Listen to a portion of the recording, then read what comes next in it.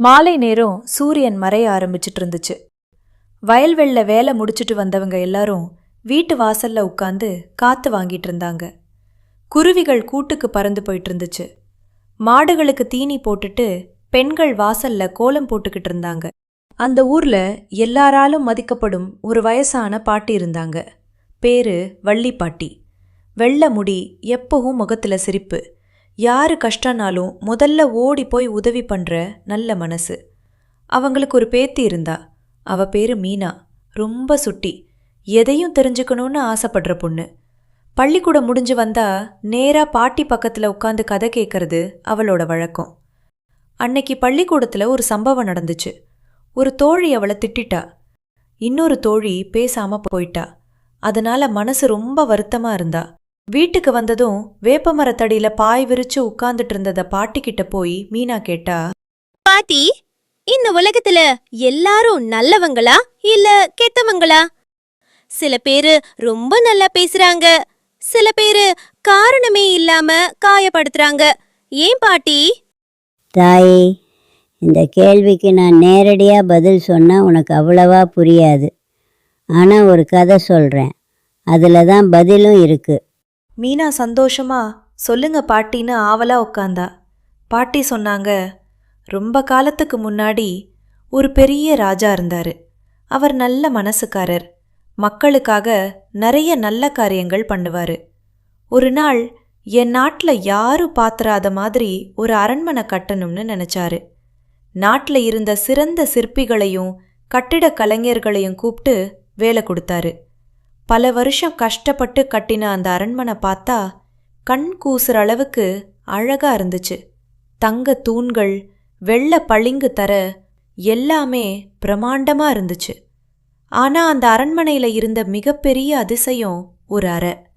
அந்த அறையோட சுவர், மேல்கூரை, கதவு, தர எல்லாமே கண்ணாடியால செய்திருந்தாங்க.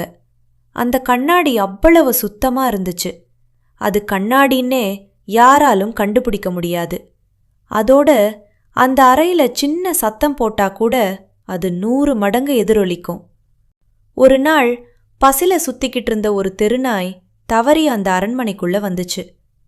அங்கேயும் இங்கேயும் சுற்றி பார்த்துட்டே வந்த அது தெரியாம அந்த கண்ணாடி அறைக்குள்ள நுழைஞ்சிருச்சு. உள்ள போனதும் நின்னு சுத்தி பார்த்துச்சு. அப்புறம் அதுக்கு மூச்சே நின்னு போச்சு. எங்க பார்த்தாலும் நாய்தான். முன்னாடி பின்னாடி, மேல கீழே, இடம் வலம், 1000 லட்சம் நாய்கள். அந்த நாய் நடுங்க ஆரம்பிடுச்சு.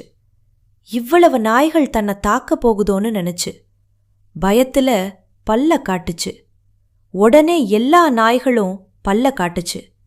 அது இன்னும் பயந்துடுச்சு. சத்தமா ஊளையிட்டுச்சு. உடனே அந்த அறை முழுக்க 1000 நாய்கள் ஊளையிடுற மாதிரி எதிரொலி கேட்டுச்சு. எல்லாரும் தன்னை தாக்க வர்றாங்கன்னு நினச்சி அங்கேயும் இங்கேயும் ஓட ஆரம்பிடுச்சு. காத்த கடிச்சிச்சு. கண்ணாடியில் இருந்த எல்லா நாய்களும் அதே மாதிரி கடிக்கிற மாதிரி தெரிஞ்சிச்சு. பயத்தில் ஓடி ஊளையிட்டு குறைத்து களைச்சு போயிடுச்சு. கடைசியில் சக்தியே இல்லாமல் தரையில் விழுந்து உயிரை விட்டுடுச்சு. மறுநாள் காலையில் அரண்மனை வேலைக்காரங்க வந்தாங்க. அந்த நாய் செத்து கிடக்கிறத பார்த்து அதிர்ச்சி அடைஞ்சாங்க. ஒருத்தர் கேட்டாரு, அட, இதை யாரு கொன்னாங்க? யாருமே இல்ல. இந்த அறைக்குள்ள வேற யாரும் வரல. இதோட சொந்த பயம்தான் இதை கொன்னு இருக்கு. கதை முடிஞ்சதும் மீனா கொஞ்ச நேரம் அமைதியா இருந்தா. பாட்டி மெதுவா கேட்டாங்க, இப்போ புரியுதா தாயி? இல்ல பாட்டி, கொஞ்சம் புரியுது, முழுசா புரியல. பாட்டி சிரிச்சாங்க. இந்த உலகமே அந்த கண்ணாடி அறை மாதிரிதாம்மா. நீ கோபத்தோட பேசுனா கோபந்தான் திரும்ப வரும். நீ சிரிச்ச முகத்தோட பேசுனா சிரிப்பு தான் திரும்ப வரும். நீ மரியாதை கொடுத்தா மரியாதை கிடைக்கும். நீ அன்பு கொடுத்தா அன்பு கிடைக்கும். எல்லாரும் கெட்டவங்கன்னு நினைச்சா உலகமே கெட்டதா தெரியும்.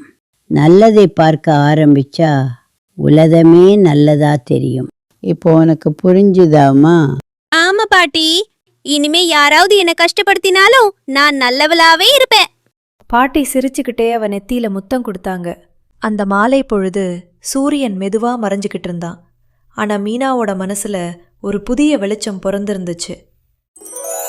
நீதி. இந்த உலகம் ஒரு பெரிய கண்ணாடி.